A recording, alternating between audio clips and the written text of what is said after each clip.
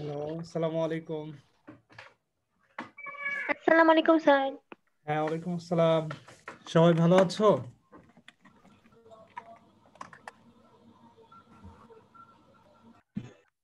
আলহামদুলিল্লাহ স্যার, ভালো আছে। আপনি কেমন আছেন? হ্যাঁ, আলহামদুলিল্লাহ। আলহামদুলিল্লাহ ভালো আছি। ওকে।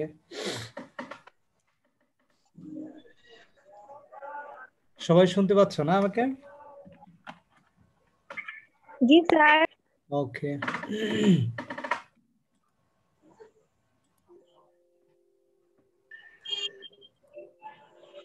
ওকে।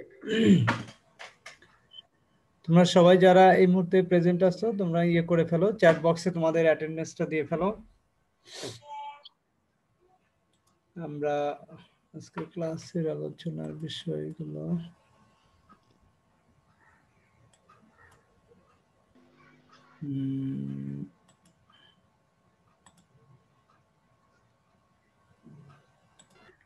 তোমরা কি ইয়ে দেখতে পাচ্ছ, স্ক্রিন দেখতে পাচ্ছ? জি স্যার। Yes, sir. আচ্ছা, Yes, sir. ওকে। ওকে ডিয়ার স্টুডেন্ট, তো আজকে আমরা আমাদের পাঠ্যক্রম শুরু করতে যাচ্ছি। তো আজকে আমরা উৎপাদন ব্যবস্থাপনা ও বিপণন প্রথম পত্র চতুর্থ অধ্যায়ের যে বিষয়গুলো নিয়ে বেসিক্যালি আজকে আলোচনা করব সেগুলো হচ্ছে বহু নির্বাচনী প্রশ্ন, অর্থাৎ এমসিকিউ কোশ্চেন নিয়ে মূলত আমরা আজকের ক্লাসে আলোচনা করব। তো চলো যাওয়া যাক। তো আজকের ক্লাসে আমরা বেসিক্যালি যে বিষয়গুলো বা যে ইয়েটা বহু নির্বাচনী কোশ্চেন গুলো থাকবে সেগুলো আমরা ধারাবাহিকভাবে আলোচনা করব। তার আগে আমি একটু বলে রাখি, সেটা হচ্ছে যে তোমরা হয়তো শুনে থাকবে যে তোমাদের একটা পরীক্ষা নেয়ার আলোচনা চলতেছিল। তোমরা গত ক্লাসে আমাকে কোশ্চেন করেছিলে সম্পর্কে। তো আমি যতটুকু জানলাম সেটা হচ্ছে যে জানুয়ারিতে তোমাদের পরীক্ষা হবে। হ্যাঁ, তো জানুয়ারিতে পরীক্ষা হবে। সেক্ষেত্রে তোমাদের সিলেবাসটা হয়তো বা এই যে আমরা চতুর্থ অধ্যায় পর্যন্ত পড়ছি, এই চতুর্থ অধ্যায় পর্যন্তই থাকবে। অর্থাৎ বর্তমানে যে যতটুকু পড়ানো হবে ঠিক ততটুকুর উপরেই তোমাদের পরীক্ষাটা হবে। পরীক্ষা হবে বেসিক্যালি এমসিকিউর উপরে, মাল্টিপল চয়েস কোশ্চেন, এবং এটা তোমাদের অনলাইনেই হবে পরীক্ষা। গুগল যে ইয়েটা আছে, গুগল ড্রাইভের মাধ্যমে তোমাদের কোশ্চেন সরবরাহ করা হবে ইমেলের মাধ্যমে, এবং সেখানে তোমরা পরীক্ষা দিয়ে এটা সাবমিট করলেই অটো সাবমিট হয়ে যাবে। এরপর তোমরা রেজাল্ট পেয়ে যাবে ইনশাল্লাহ। ঠিক আছে, তো এই হচ্ছে মোটামুটি আমাদের সিস্টেম। তো তোমরা ইয়ে করো, প্রিপারেশন নিতে থাকো। তবে আমরা যা পড়াবো তার বাইরে কোনো কোশ্চেন হবে না ইনশাল্লাহ। যা পড়ানো হবে যতটুকু পড়ানো হবে তার ভিতরেই সব কোশ্চেন থাকবে। ঠিক আছে, ওকে।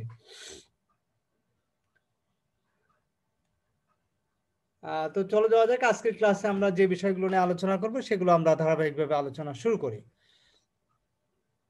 তো ডিয়ার স্টুডেন্ট, আজকের এই অনলাইন ক্লাসে তোমাদের সবাইকে স্বাগত জানাচ্ছি। তোমরা স্যার হ্যাঁ শিওর। স্যার ওই যে বলেছিলেন আমাদের উইন্টার ভ্যাকেশনের কথা, সেটা কি আমরা 26 তারিখে পাবো? হ্যাঁ হ্যাঁ, তোমাদের উইন্টার ভ্যাকেশন শুরু হবে। উইন্টার ভ্যাকেশনটা ধরো 25 তারিখ থেকে তোমাদের ইয়ে শুরু হবে, এবং সেটা হচ্ছে জানুয়ারি মাসের সম্ভবত 4-5 তারিখ পর্যন্ত বন্ধ থাকবে। তার মানে 10-11 দিনের একটা বন্ধ তোমরা পাবে, ভ্যাকেশন তোমরা পাবে। ওকে, তো এই হচ্ছে অবস্থা। তো তোমরা ইয়ে করো, এর মধ্যে তোমরা প্রিপারেশন নিতে পারবে, সুবিধা হবে তোমাদের জন্য। কোনো ক্লাস থাকবে না, টোটালি বন্ধ থাকবে। আর 16 ডিসেম্বর তো বন্ধ আছে, তোমরা নোটিশ পেয়েছো কিনা। 16 ডিসেম্বরে কোনো ক্লাস হবে না তোমাদের। আর ইসের জন্য উইন্টার ভ্যাকেশন থাকবে 10 দিনের মতো ছুটি, 10-11। স্যার, হ্যাঁ বলেন। স্যার উইন্টার ভ্যাকেশন শেষ হওয়ার পরেই কি আমাদের এক্সাম শুরু হবে? মানে উইন্টার ভ্যাকেশন পর ক্লাস শুরু হয়ে এক্সাম? এক্স্যাক্টলি হ্যাঁ, এটার বিষয়টা আরেকটু আমরা নোটিশ আকারে জানাই দিতে পারবো তোমাদের। এটা ক্লাস চলাকালীন মানে বন্ধের আগেই তোমাদের নোটিশটা হয়ে যাবে ফরমালি। হ্যাঁ, কবে থেকে পরীক্ষা হবে, কি সিস্টেমে পরীক্ষা হবে, এভরিথিং তোমাদেরকে সবকিছু ডিটেলস জানিয়ে দেওয়া হবে। হ্যাঁ, তো সেটা বন্ধের আগে বলতে উইন্টার ভ্যাকেশনের আগে তোমাদের সব ইনফরমেশন তোমরা পেয়ে যাবা। আর খোলার পরই হয়তো 2-1 দিন পরেই হয়তো বা দেখা যাচ্ছে যে তোমাদের পরীক্ষাটা হয়ে যাবে ইনশাল্লাহ। ঠিক আছে, তো এটা নিয়ে টেনশনের কিছু নেই। তুমি যা পড়ানো হয়েছে এ পর্যন্ত তার মধ্যেই পরীক্ষা হবে, সেভাবে তোমরা নিজেদেরকে প্রিপেয়ার করতে থাকো পরীক্ষার জন্য। ওকে, তো এটা নিয়ে টেনশনের কিছু নেই, যা পড়ানো হয়েছে সেগুলোই তোমরা পড়বে, এটাই হচ্ছে বিষয়, ঠিক আছে। এবং এমসিকিউ এর উপরে পরীক্ষা হবে, হ্যাঁ, বহু নির্বাচনী কোশ্চেনের উপর পরীক্ষা হবে। তো আমরা আজকের ক্লাসে মূলত এই বহু নির্বাচনী কোশ্চেন নিয়ে আলোচনা করব, এই অধ্যায়ের যে সম্ভাব্য যেরকম কোশ্চেন হতে পারে সেই বিষয়গুলোর আলোকে আমরা মূলত আলোচনা করব। ওকে, তো ডিয়ার স্টুডেন্ট, চলো যাওয়া যাক, আমাদের আজকের ফর্মাল আলোচনা আমরা শুরু করি। তো আজকে আমরা যে বিষয়গুলো নিয়ে আলোচনা করব সেটা হচ্ছে, দেখো,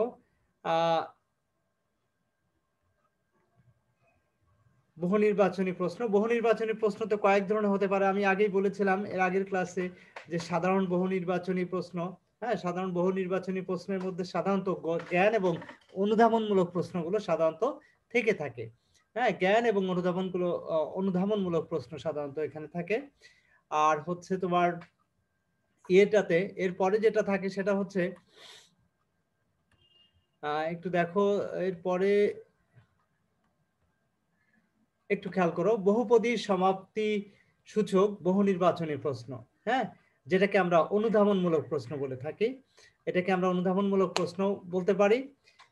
বহুপদী সমাপ্তি সূচক বহু নির্বাচনী প্রশ্ন, যেটাকে আমরা অনুধাবনমূলক কোশ্চেন হিসেবে বলতে পারি আর কি। দেন এরপরে যেটা আসছে সেটা হচ্ছে, দেখো,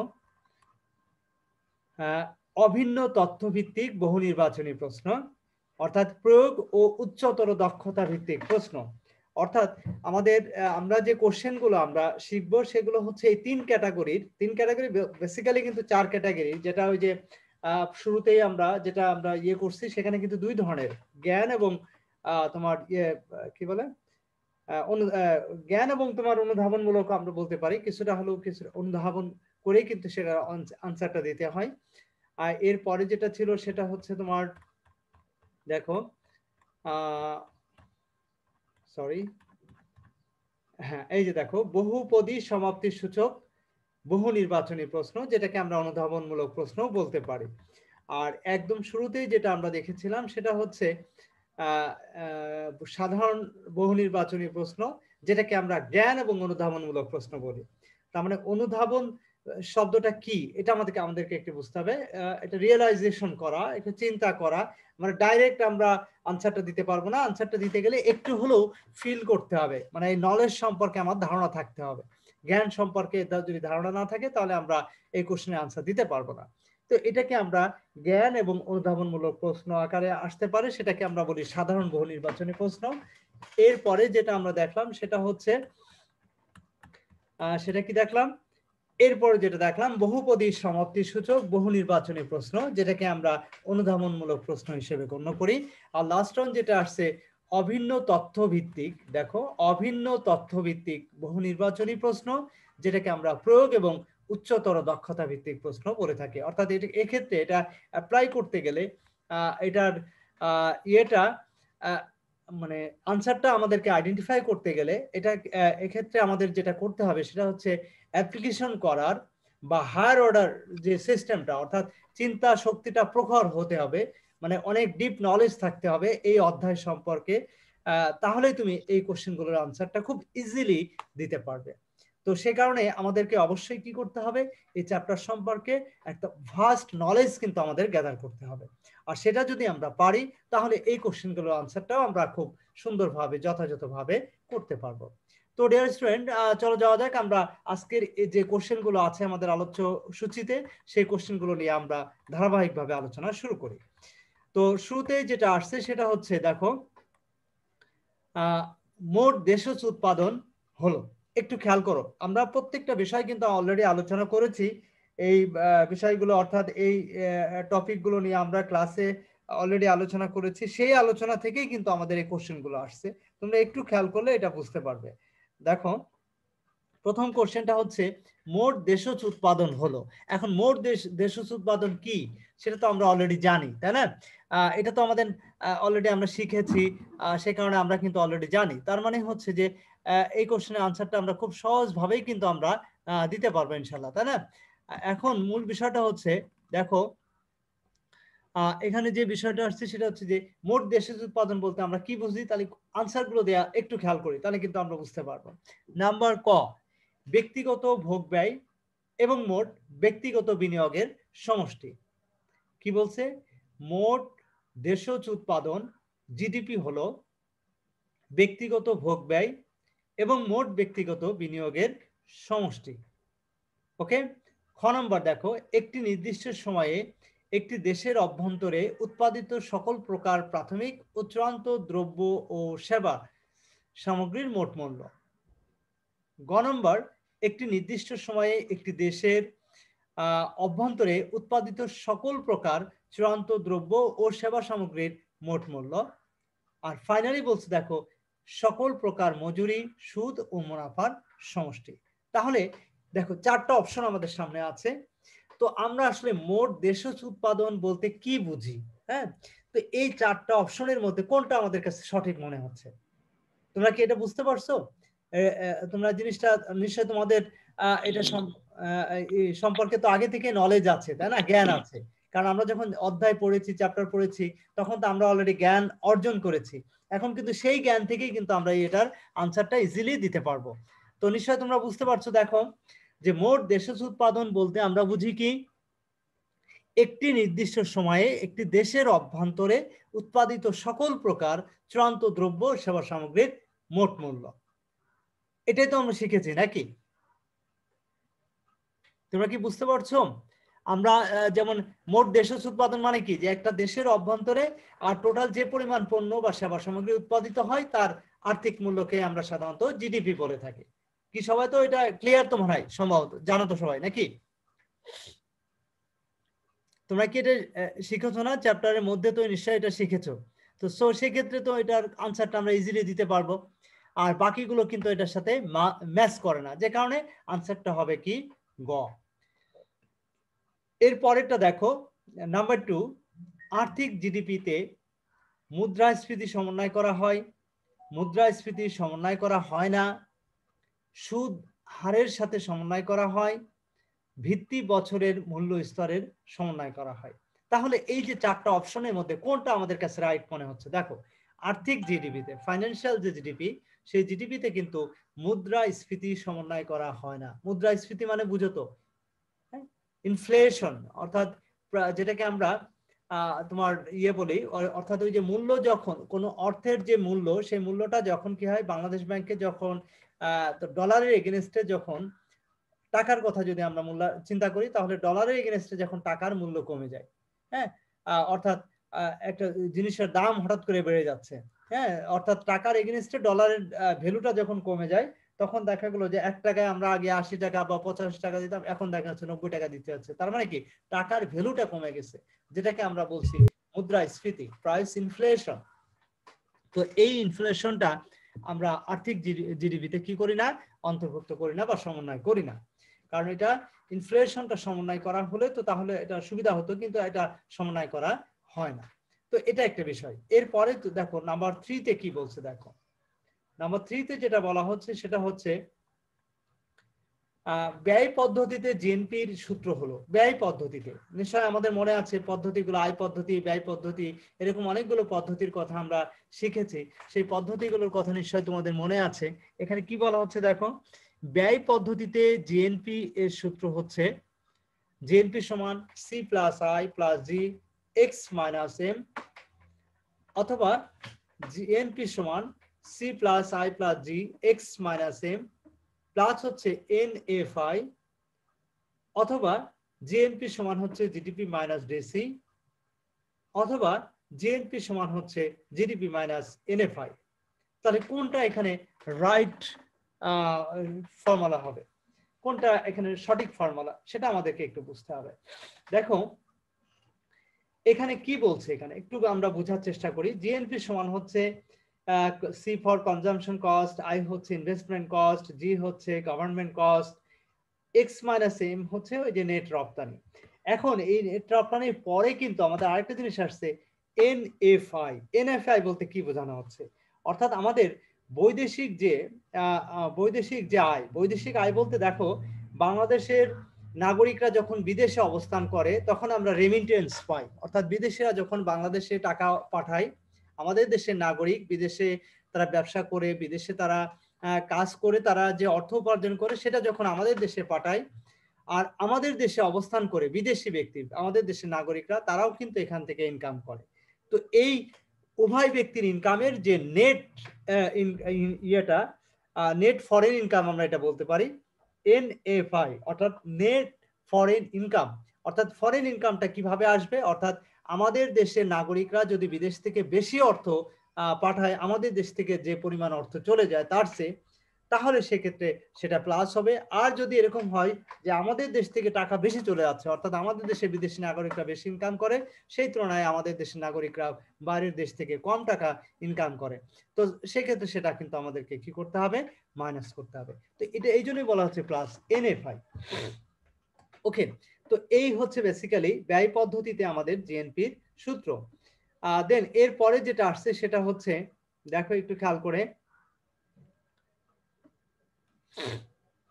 নাম্বার 5, রিয়েল জিডিপি পাওয়া যায়, প্রকৃত জিডিপি পাওয়া যায়। কিভাবে প্রকৃত জিডিপি আমরা পাবো একটু খেয়াল করে দেখো। প্রকৃত জিডিপি হচ্ছে নাম্বার ক, দেখো অপশনগুলো একটু খেয়াল করো। ভিত্তি বছরের দাম স্তর এবং বর্তমান বছরের পরিমাণ হতে, বর্তমান বছরের দাম ও বর্তমান বছরের পরিমাণ হতে, বর্তমান বছরের দাম স্তর ও ভিত্তি বছরের পরিমাণ হতে, ঘ আর্থিক জিডিপিকে জিডিপি অবমূল্যায়ক দ্বারা গুণ করে। আরেকটা হচ্ছে আর্থিক জিডিপিকে, সরি এটা তো বললাম, একই জিনিস আসলে দুইবার লিখে ইয়ে করছে নাম্বার। ঘ সুদ হারের পরিবর্তন নির্দেশ করে। এনিহাউ, তো এটা আসলে প্রিন্টিং মিস্টেক। তো মূল বিষয়টা হচ্ছে 4টা অপশন থাকার কথা, এখানে 5টা অপশন আছে। তো মূল বিষয়টা হচ্ছে এখানে জিডিপি, প্রকৃত জিডিপি থেকে, রিয়েল জিডিপি থেকে বেসিক্যালি আমরা কি পাই। তো এটার আনসারটাও কিন্তু আমরা কোথা থেকে পাবো এক্স্যাক্টলি, সেটা হচ্ছে কিন্তু বই থেকে পাবো, কারণ বইয়ের মধ্যে কিন্তু এই বিষয়গুলো বিস্তারিত আলোচনা করা আছে। তো ডিয়ার স্টুডেন্ট, আমরা যদি বই না পড়ি তাহলে কিন্তু এই আনসারগুলো সঠিকভাবে আইডেন্টিফাই করতে পারবো না। এই জন্য আমাদেরকে যেটা করতে হবে সেটা হচ্ছে বইটা কিন্তু, টেক্সট বইটা কিন্তু, যেগুলো যে টপিকগুলো সিলেবাসে আছে সেই টপিকগুলো কিন্তু একদম খুব সুন্দরভাবে কিন্তু আমাদেরকে সেটা স্টাডি করতে হবে। তাহলেই কিন্তু আমরা এই কোশ্চেনের আনসারগুলো খুব ইজি ওয়েতে আমরা সেটা কি করতে পারবো, দিতে পারবো ইনশাআল্লাহ। তো তাহলে আমরা এখানে কি আনসার পাবো, দেখো প্রকৃত জিডিপি পাওয়া যাবে বেসিক্যালি ভিত্তি বছরের দাম স্তর বা বর্তমান বছরের পরিমাণ হতে। অর্থাৎ ভিত্তি বছর বা বর্তমান বছর বলতে বেসিক্যালি কি বোঝায় এটা আমাদেরকে একটু বুঝতে হবে। ভিত্তি বছর বা বর্তমান বছর, বছর বলতে আমরা যে জিনিসটা বুঝি সেটা হচ্ছে ভিত্তি বছরের দাম স্তর বা বর্তমান বছরের যে পরিমাণ হতে, অর্থাৎ যে বছরে আমরা হিসাব করছি, যে বছরে আমরা, যে বছরকে কেন্দ্র করে আমরা ক্যালকুলেশন করছি, বা যে বছরের তোমার প্রোডাকশন, যে বছরের উৎপাদন, যেটা আমাদের কনসিডারেশনে আসছে, সেই বছরকে আমরা বলছি ভিত্তি বছর বা বর্তমান বছর। এই বর্তমান বছরের যে পরিমাণ তোমার প্রোডাকশন হবে, তার যে আর্থিক মূল্য, সেটাকে আমরা বেসিক্যালি রিয়েল জিডিপি আমরা অনুধাবন করে থাকি বা রিয়েল জিডিপি ক্যালকুলেশন করে থাকি। অর্থাৎ এই জিনিসটা আমাদের খেয়াল রাখতে হবে যে ভিত্তি বছরের দাম স্তর বা বর্তমান বছরের যে পরিমাণ, সেটার উপর ভিত্তি করেই কিন্তু আমরা রিয়েল জিডিপিটা ক্যালকুলেশন করে থাকি। দেন এর পরে যে কোশ্চেনটা আসছে সেটা হচ্ছে নাম্বার 6। নাম্বার 6 কি আসছে দেখো, নাম্বার 6 হচ্ছে নিট দেশজ উৎপাদন হলো। নিট দেশজ উৎপাদন বলতে আমরা কি বুঝি দেখো, নিট দেশজ উৎপাদন বলতে আমরা যেটা বুঝছি সেটা হচ্ছে জিডিপি থেকে ডিসি অথবা সিসিএ, দেখো ডিসি অবলিক সিসিএ, অর্থাৎ জিডিপি যেটা আছে সেখান থেকে ডিপ্রিসিয়েশন কস্টটা কি করতে হবে, মাইনাস করতে হবে। ডিপ্রিসিয়েশন কস্টটা কি করব, মাইনাস করব। অথবা বলা হচ্ছে দেখো জিডিপির সাথে ডিপ্রিসিয়েশন কস্টটা আমাদের প্লাস করতে হবে। অথবা বলছে জিডিপি থেকে ডিসি মাইনাস করব কিন্তু ট্যাক্সটা আবার যোগ করব। আরেকটা বলছে দেখো জিডিপি থেকে ডিসি মাইনাস করব কিন্তু সাবসিডি গুলো যেগুলো আছে সেগুলো প্লাস করব। আসলে এটার মধ্যে কোনটা রাইট হবে? নিশ্চয় মনে আছে আমরা এই বিষয়গুলো অলরেডি আলোচনা করেছি চ্যাপ্টারের ভিতরে। জিডিপি থেকে যখন ডিসি অথবা সিসিএ, ডিপ্রিসিয়েশন কস্ট, যখন আমরা এটা থেকে মাইনাস করব তখনই যেটা পাবো সেটাকে আমরা বলবো নেট দেশজ উৎপাদন। নেক্সট ডিয়ার স্টুডেন্ট, একটু খেয়াল করো নাম্বার 7। যদি একটি অর্থনীতির ব্যয় 700 বিলিয়ন টাকার সমান হয় তাহলে সেই অর্থনীতির আয় হবে কত? দেখো 700 বিলিয়ন টাকার চেয়ে কম, 700 বিলিয়ন টাকার চেয়ে বেশি, 700 বিলিয়ন টাকার সমান, 700 ও 800 বিলিয়ন টাকার মাঝামাঝি। এটার অর্থ কি? একটি অর্থনীতির ব্যয় যদি 700 বিলিয়ন টাকার সমান হয়, তাহলে সেই অর্থনীতির আয়ও কিন্তু 700 বিলিয়ন টাকার সমানই হবে। এটাই তো আমরা শিখেছি, তাই না? অর্থাৎ আয় এবং ব্যয়ের যে কনসেপ্টটা, আয় যদি না হয় তাহলে ব্যয় কিভাবে হবে? তো এখন বলা হচ্ছে যে 700 বিলিয়ন টাকার সমান যদি তোমার ব্যয় হয় কোনো দেশের অর্থনীতিতে, তাহলে সেক্ষেত্রে সেই অর্থনীতির আয় কত হবে? অবশ্যই তোমার আয় কত হবে? তোমার এই ইয়েটাই হবে 700 বিলিয়ন টাকার সমানই তোমার আয় হবে। ওকে, তো এটা আমাদেরকে একটু খেয়াল করতে হবে। নেক্সট যেটা আসছে সেটা হচ্ছে, দেখো নাম্বার 8, নিম্নে কোনটিতে বিদেশি নাগরিকদের উৎপাদন অন্তর্ভুক্ত থাকে? নিচের কোনটিতে, দেখো তো একটু খেয়াল করে, নিচের কোনটিতে বিদেশি নাগরিকদের উৎপাদন অন্তর্ভুক্ত থাকে? জিডিপি, জিএনপি, এনএনপি, হস্তান্তর ব্যয়। এটার কোনটার মধ্যে আসলে বিদেশি নাগরিকদের ইনকাম অন্তর্ভুক্ত থাকে বলতে পারবে? জিডিপি মানে কি এটা আমাদেরকে বুঝতে হবে। দেশের অভ্যন্তরে, এটা খেয়াল রাখতে হবে, দেশের অভ্যন্তরে, দেশের ভিতরে, সেটা দেশীয় নাগরিক হোক আর বিদেশি নাগরিক হোক, ডাজন্ট ম্যাটার, দেশীয় নাগরিক অর বিদেশি নাগরিক, যখন আমাদের দেশের অভ্যন্তরে থেকে যখন তারা উৎপাদন করে, তখন সেই উৎপাদনকেই আমরা বেসিক্যালি কি বলি? আমরা জিডিপি বলে থাকি। অর্থাৎ জিডিপির অন্তর্ভুক্ত হবে দেশি এবং বিদেশি উভয় নাগরিকের উৎপাদন। ওকে, অর্থাৎ আমাদের দেশে থেকে যে উৎপাদন করবে সেটা দেশীয় নাগরিকরা হোক অথবা বিদেশি নাগরিক হোক। ওকে, ডাজন্ট ফ্যাক্টর। তাহলে আমরা যেটা বুঝলাম সেটা হচ্ছে যে বিদেশি নাগরিকদের উৎপাদন অন্তর্ভুক্ত থাকবে কিসের মধ্যে?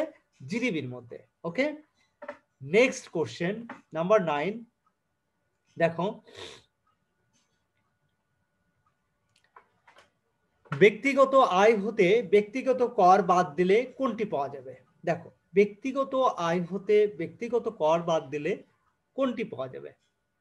ব্যক্তিগত আয় হতে আমরা ব্যক্তিগত কর, অর্থাৎ ব্যক্তিগত কর মানে বুঝতে পারছো পার্সোনাল ট্যাক্স যেটাকে আমরা বলি, এটা যদি আমরা বাদ দিই তাহলে নিচের কোন ইনকাম পাবো? দেখো তো একটু খেয়াল করে, উপকরণ দামে জাতীয় আয়, বাজারের দামে জাতীয় আয়, ব্যয়যোগ্য আয়, স্থির দামে জাতীয় আয়। এটাকে কি বলা হবে? ব্যক্তিগত আয় হতে ব্যক্তিগত কর বাদ দিলে। দেখো একটু খেয়াল করে, কোন একজন ব্যক্তি ব্যবসা করে, তার যে প্রফিট হয় এটা তার ব্যক্তিগত ইনকাম। কোন ব্যক্তি চাকরি করে, চাকরি থেকে তার যে ইনকাম হবে এটা তার ব্যক্তিগত আয়, ইনকাম। তখন এই ব্যক্তিগত আয় থেকে সরকারকে কি করতে হয়? ট্যাক্স পে করতে হয় বাধ্যতামূলকভাবে। অর্থাৎ ব্যক্তিগত আয় থেকে আমরা কি করি? ট্যাক্স প্রদান করি ব্যক্তিগতভাবে। ওকে, তাহলে ব্যক্তিগত আয় থেকে ব্যক্তিগতভাবে আমরা কি করি? সরকারকে ট্যাক্স প্রদান করি। তো এই যে সরকারকে আমরা ট্যাক্স প্রদান করছি, এই ট্যাক্স প্রদান করা হচ্ছে কোথা থেকে?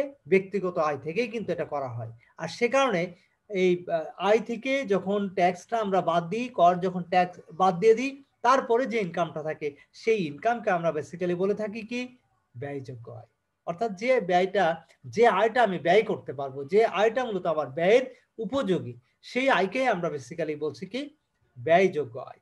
ওকে, তো নেক্সট হচ্ছে নাম্বার 10, নিম্নে কোনটি জিডিপিতে অন্তর্ভুক্ত হয় না? নিচের কোনটি জিডিপিতে কি হবে না?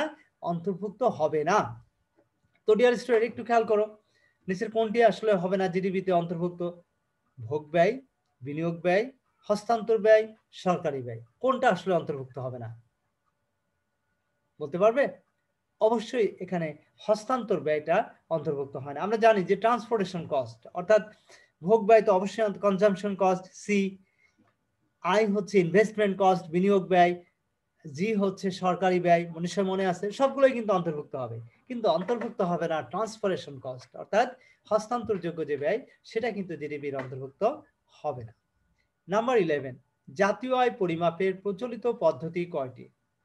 জাতীয় আয় পরিমাপের ট্রেডিশনাল যে সিস্টেম, প্রচলিত যে পদ্ধতি, সেই পদ্ধতি হচ্ছে কয়টি?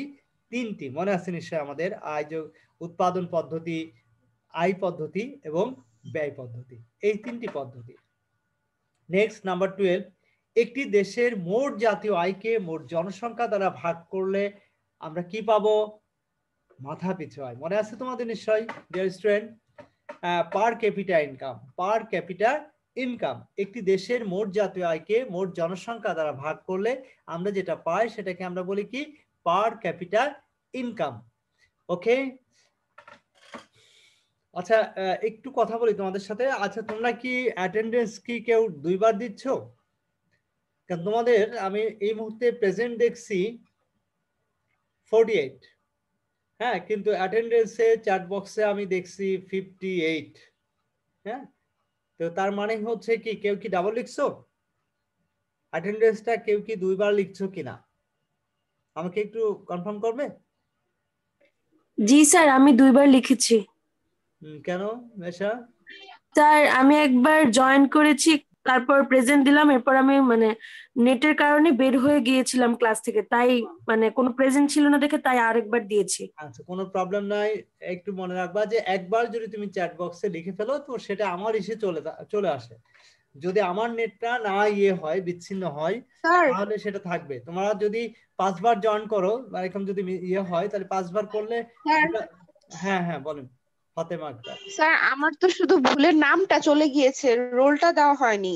আচ্ছা ঠিক আছে তোমরা এটা দাও, আমি এই ভুলগুলো কিন্তু ধরা পড়বে, সমস্যা নেই। আর একই যেটা প্রবলেম হচ্ছে যে একই স্টুডেন্ট যদি 2 বার দেয় তাহলে প্রবলেম যেটা হয় সেটা হচ্ছে যে কাউন্ট করতে কিন্তু প্রবলেম হয়ে যায়। টোটাল আজকে উপস্থিত কতজন এটা কিন্তু একটা সমস্যা হয়ে যায়, মিস্টেক হয়ে যায়।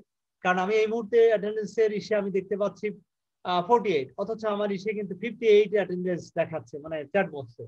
তো তার মানে কেউ কেউ ডাবল লিখছো। হ্যাঁ, তো এই ডাবল লেখাটাতে আমার কনফিউজড হয়ে যেতে হয়। হ্যাঁ, কেউ যদি একবার লিখে ফেলে, ঠিক আছে, কেউ যদি বিচ্ছিন্ন হয়ে যায় তাতে সমস্যা নেই। হ্যাঁ, তাতে তোমাদের প্রবলেম হবে না, আবার ঢুকে তোমাকে আবার অ্যাটেন্ডেন্স দেওয়ার প্রয়োজন নেই। কারণ হচ্ছে লাইন বিচ্ছিন্ন হয়ে গেলে কিন্তু সেটা অলরেডি চ্যাট বক্সে কিন্তু ইনক্লুড করা থাকে। সো এটা নিয়ে টেনশনে কিছু নেই। হ্যাঁ, এই জন্য ফার্দার আর দিতে হবে না, বারবার দেওয়ার প্রয়োজন নেই। ঠিক আছে, তুমি বিচ্ছিন্ন হয়ে গেলে সমস্যা নেই, ওকে স্যার, সেটা অলরেডি ইনক্লুড করাই থাকে। হ্যাঁ, একবার লিখলে মনে করো যে তোমার সেটা অলরেডি এটা হয়ে গেছে, কাউন্ট হয়ে গেছে। ঠিক আছে, এই জন্য বারবার দেওয়ার প্রয়োজন নেই। এতে দেখা যাচ্ছে যে টোটাল অ্যাটেন্ডেন্সটা কাউন্ট করতে একটু প্রবলেম। ওকে, তো নেক্সট টাইম এটা খেয়াল করো। ওকে, এনিহাউ ডিয়ার স্টুডেন্ট, যেটা আমরা আলোচনা করছিলাম, তোমরা যদি কোনো প্রবলেম ফেস করো, যদি বুঝতে কোনোটা প্রবলেম হয় তাহলে অবশ্যই কোশ্চেন করবে। ওকে, হ্যাঁ প্লিজ আমরা সামনে হই, অ্যাডভান্স হই। যেটা বলছিলাম আমরা নাম্বার 12, একটি দেশের মোট জাতীয় আয়কে মোট জনসংখ্যা দ্বারা ভাগ করলে আমরা যেটা পাই সেটা হচ্ছে ব্যয়যোগ্য আয়। হ্যাঁ, প্রকৃত আয়, মাথাপিছু আয়, নির্জাতীয় আয়। কোনটা বলবো বলো তো দেখি? নিশ্চয়ই তোমাদের মনে আছে, কারণ আমরা এটা অলরেডি আলোচনা করেছিলাম যে একটি দেশের মোট জাতীয় আয়কে, জিএনপি কে, যখন বেসিক্যালি নেট জিএনপি হবে, যদি জিএনপি থেকে ওই যে তোমার ডিপ্রিসিয়েশন কস্ট বা অন্যান্য যে ইয়েগুলো আছে সেগুলো বাদ দেওয়ার যদি কোনো অপশন না থাকে বা সেগুলো যদি না থাকে তাহলে তার বাদ দিতে হবে না। তখন জিএনপি কেই আমরা টোটাল জনসংখ্যা দ্বারা যখন ভাগ দিব তখন যেটা পাবো সেটাই হচ্ছে মাথাপিছু আয়। আর যদি ডিপ্রিসিয়েশন কস্ট সেখানে থেকে থাকে তাহলে সেটা বাদ দেওয়ার পর যেটা পাবো সেটাকে আমরা বলবো এনএনপি, আর সেই এনএনপি কে ভাগ দিব টোটাল নাম্বার অফ কি বলে পপুলেশন দিয়ে ভাগ দিলে আমরা যেটা পাবো সেটাকে আমরা বেসিক্যালি কি বলবো, পার ক্যাপিটা ইনকাম বা মাথাপিছু আয়। তো ডিয়ার স্টুডেন্ট, এই ছিল বেসিক্যালি আমাদের মাথাপিছু আয়ের মূল কনসেপ্ট। এরপরে চলে যাই আমরা নাম্বার 13 এ। হ্যাঁ, নাম্বার 13 এ কি বলছে একটু খেয়াল করো। নাম্বার 13 এ বলছে দেখো যে ব্যয়ের দৃষ্টিকোণ থেকে জাতীয় আয় পরিমাপে কোনটি যোগ হয়। ব্যয়ের দৃষ্টিকোণ থেকে দেখো তো নিচের কোনটি যোগ হবে? খাজনা, মজুরি, মুনাফা, রপ্তানি ও আমদানির পার্থক্য। এই 4টা অপশনের মধ্যে কোনটা আসলে রাইট হবে? অবশ্যই রপ্তানি এবং আমদানির পার্থক্য, যেটাকে আমরা কি বলি। তো এই হচ্ছে বেসিক্যালি আসলে নেটওয়ার্কটা আসলে করছে, বারবার ঝামেলা করতেছে, বিচ্ছিন্ন হয়ে যাচ্ছে, আবার আসতেছি।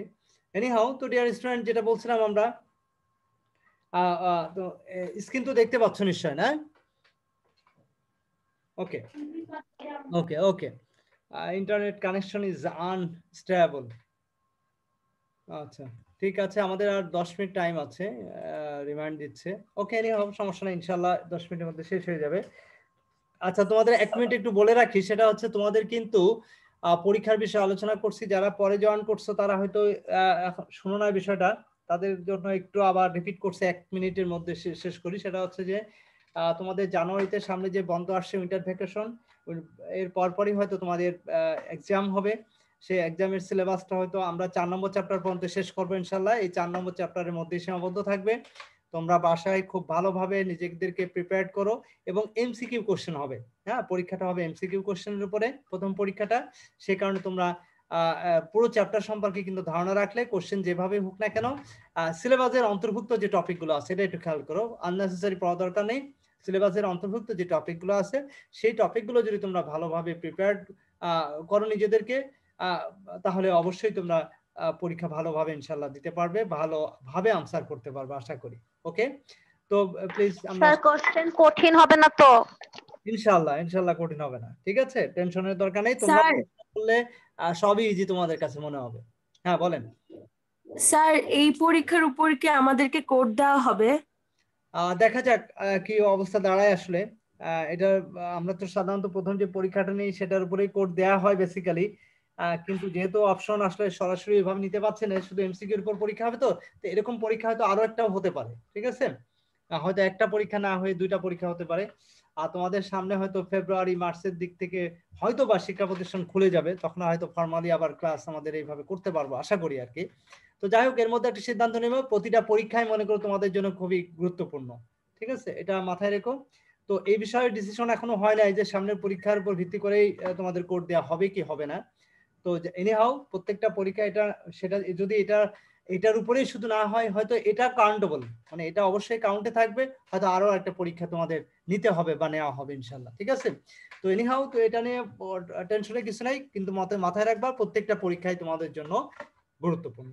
ওকে ডিয়ার স্টুডেন্ট, চলো আমরা সামনে অগ্রসর হই। যেটা বলছিলাম আমরা, নাম্বার 14, জাতীয় উৎপাদনের আর্থিক মূল্যের সমষ্টিকে কি বলে? জাতীয় উৎপাদনের আর্থিক মূল্যের সমষ্টিকে বলে জাতীয় আয়। তো এটা আমরা জানি, আর অপশনগুলো আমরা শিখলাম না। নাম্বার 15 বলছে, দেখো কত সময়ের জন্য জাতীয় আয় প্রণয়ন করা হয়? অবশ্যই 1 বছরের জন্য, নিশ্চয়ই 5 বছর 10 বছর বা 1 যুগের জন্য না, এটা তো আমরা জানি, একটি আর্থিক বছরের জন্য। আচ্ছা, নাম্বার 16, একটি দেশের জীবনযাত্রার মানের প্রধান নির্দেশক কোনটি? সে দেশের মোট অভ্যন্তরীণ উৎপাদন, নির্দিষ্ট অভ্যন্তরীণ উৎপাদন, মাথাপিছু আয়, জাতীয় আয়। অবশ্যই জাতীয় আয়। জীবনযাত্রার মান আমরা বুঝতে পারি সে দেশের মানুষের জীবনযাত্রার মান ভালো না খারাপ পার ক্যাপিটা ইনকামের উপর ডিপেন্ড করেই কিন্তু আমরা এটা অনুধাবন করতে পারি। তো ডিয়ার স্টুডেন্ট, এই যে কোশ্চেনগুলো আমরা শিখলাম সেটা হচ্ছে কি আমরা বলি, এই কোশ্চেনগুলোকে আমরা বলছি কি তোমার জ্ঞান বা অনুধাবনমূলক, অর্থাৎ বই থেকে যদি ধারণা না থাকে তাহলে আমরা কোনোভাবেই কোশ্চেনের আনসার গুলো দিতে পারবো না। নেক্সট চলে আসো, দেখো বহুপদী সমাপ্তির সূচক বহু নির্বাচনী প্রশ্ন। তো এখানে কিছু কোশ্চেন আছে, বহুপদী বলা হয় মানে এটার অপশন থাকে অনেকগুলো। অপশন বলতে যেমন ধরো, মোট দেশজ উৎপাদন নির্ণয়ের প্রয়োজন কি কি? দেখো, দাম স্তর, উৎপাদন, হস্তান্তর উপায়। এখন এই তিনটার মধ্যে তিনটাই হতে পারে, 2টা হতে পারে, আবার একটা হতে পারে। এই জন্য বলা হচ্ছে বহু পদ, মানে পদটা এখানে দেয়া থাকে একাধিক, এর মধ্যে আনসারটা কোনটা হবে? তো এখন বলা হচ্ছে যে মোট দেশজ উৎপাদন নির্ণয়ের প্রয়োজন কি প্রয়োজন? দাম স্তর প্রয়োজন, উৎপাদন প্রয়োজন, হস্তান্তর ব্যয় প্রয়োজন। কোনটা প্রয়োজন? অবশ্যই প্রথম 2টা, হস্তান্তর ব্যয় কিন্তু প্রয়োজন নাই, এটা আমাদের খেয়াল রাখতে হবে। তাহলে সেই ক্ষেত্রে অপশন কোনটা হবে? আনসার ক, অর্থাৎ 1 এবং 2। 18 নম্বর দেখো, নিট দেশজ উৎপাদন কোন দুটি উৎপাদনের পার্থক্য? জিডিপি, কর, অবচয়জনিত ব্যয়। মানে নিট দেশজ উৎপাদন নির্ণয় কোন দুটি উৎপাদনের পার্থক্য ইন্ডিকেট করে? জিডিপি, কর, অবচয়জনিত ব্যয়। বলতে পারবে? 1 নম্বর অবশ্যই থাকবে, এবং অবচয়জনিত ব্যয় এখানে আসবে না। অবচয়জনিত ব্যয়ের পার্থক্য অবশ্যই এখানে থাকবে, এখান থেকে মাইনাস করতে হবে এটা। অর্থাৎ জিডিপি থেকে যখন আমরা ডিসিটা মাইনাস করব তখনই যেটা পাবো সেটাই হচ্ছে নেট দেশজ উৎপাদন, অর্থাৎ এনজিডিপি, অর্থাৎ net domestic product, sorry NDP, net domestic product, net দেশজ উৎপাদন। ওকে, আচ্ছা, নাম্বার 19, মাথাপিছু আয় নির্ভর করে কিসের উপরে? মোট জাতীয় আয়ের উপরে, জোট জনসংখ্যার উপরে, সুদের উপরে। কোনটা? অবশ্যই মোট জাতীয় আয় এবং জনসংখ্যা, 2টার উপরে, 1 এবং 2। হ্যাঁ রাইট, তাহলে ক নম্বর হবে আনসার। এরপরে 20 নম্বর দেখো, বলছে মোট জাতীয় আয় পরিমাপের পদ্ধতি। মোট জাতীয় আয়ের পরিমাপের পদ্ধতি কি? উৎপাদন পদ্ধতি, আয় পদ্ধতি, ব্যয় পদ্ধতি। নিচের কোনটি সঠিক? অবশ্যই 3টাই সঠিক, রাইট। ওকে, কারণ আমরা এটা 3টাই জানি, একটু আগেও আমরা আলোচনা করলাম এটা। আচ্ছা, জীবনযাত্রার মান নির্ণয় করে থাকে যার উপর ভিত্তি করে, সেটা হচ্ছে কি? দেখো, জিএনপি, জিডিপি, সিসিপি, হ্যাঁ, নিচের কোনটি সঠিক হবে? অর্থাৎ কি বলছে, জীবনযাত্রার মান নির্ণয় করা হয়। জীবনযাত্রার মান নির্ণয় করা হয় কি পার ক্যাপিটা ইনকামের মাধ্যমে। সেটা কিভাবে হবে? জিএনপি, অবশ্যই জিএনপিটা প্রয়োজন হবে, তাই না? তো জিএনপির মাধ্যমেই করতে হবে। আর একটা হচ্ছে জিডিপি প্রয়োজন হয় কখন? কারণ জিডিপি থেকে জিএনপি এবং জিডিপি, এই জিডিপি থেকেই বেসিক্যালি জিএনপি আসে। তো একটার সাথে একটা রিলেটেড, কিন্তু সিসিপিটা কিন্তু আসবে না, এটা হচ্ছে আনরিলেটেড একটা বিষয়। ওকে, দেন নাম্বার 22 বলছে, দেখো প্রবাসীদের প্রেরিত অর্থ যেটির অন্তর্ভুক্ত হবে তা হলো কিসের? প্রবাসীদের অর্থ কিসের অন্তর্ভুক্ত হবে? অবশ্যই জিএনপির অন্তর্ভুক্ত হবে। পাশাপাশি জিএনপির অন্তর্ভুক্ত হওয়া মানে মাথাপিছু আয় ভিতরে অটোমেটিক্যালি চলে আসে, কারণ জিএনপি কে আমরা নাম্বার অফ পপুলেশন দ্বারা ভাগ দিলে যেটা পাবো সেটাই হচ্ছে এনএনপি, সরি, মাথাপিছু আয়, পার ক্যাপিটা ইনকাম। ওকে, তো 1 এবং 2 হচ্ছে এখানে রাইট আনসার। ওকে, তাহলে ক হচ্ছে রাইট আনসার। নাম্বার এরপরে যে ইয়েটা আসছে সেটা দেখো, অভিন্ন তথ্যভিত্তিক বহু নির্বাচনী প্রশ্ন, প্রয়োগ এবং উচ্চ দক্ষতা ভিত্তিক প্রশ্ন। অর্থাৎ এক্ষেত্রে প্রয়োগ এবং আমাদের উচ্চ দক্ষতা সম্পন্ন, অর্থাৎ এখানে ব্রেন খাটাতে হবে, এটা হচ্ছে মূল বিষয়। তো এখানে দেখো একটা কোশ্চেন আছে, দেওয়া আছে সি সমান হচ্ছে 100, সি সমান হচ্ছে 100, আই সমান 50, জি সমান 40, এক্স সমান হচ্ছে 30, এম সমান 25। তো এখানে এনএফআই নেট উপকরণের ব্যয় আয় কত? 10 টাকা। তো এখন আমাদের কি করতে হবে বলা হচ্ছে যে কি করতে হবে, এটা কি করতে হবে সেটা এখনো বলে না, নিচেই বলছে। দেখো উদ্দীপক হতে জিডিপি, এটা কিন্তু একটা উদ্দীপক, মানে ইনফরমেশন গুলো দেওয়া আছে, এটা একটা উদ্দীপক। এখন 23 এবং 24 নাম্বার কোশ্চেনের আনসারটা দিতে হবে এই উদ্দীপকের আলোকে। তাহলে উদ্দীপক হতে জিডিপি বের করবো আমরা কিভাবে? দেখো জিডিপি আমরা বের করার সিস্টেমটা নিশ্চয় মনে আছে, C plus G plus I, তারা মনে আছে নিশ্চয় আমাদের। তাহলে এগুলো আমাদের কি করতে হবে? প্লাস করতে হবে। তারপরে কি করতে হবে? তাহলে কত আসে একটু দেখো তো আমাদের খেয়াল করে, C plus G plus I কত আসে?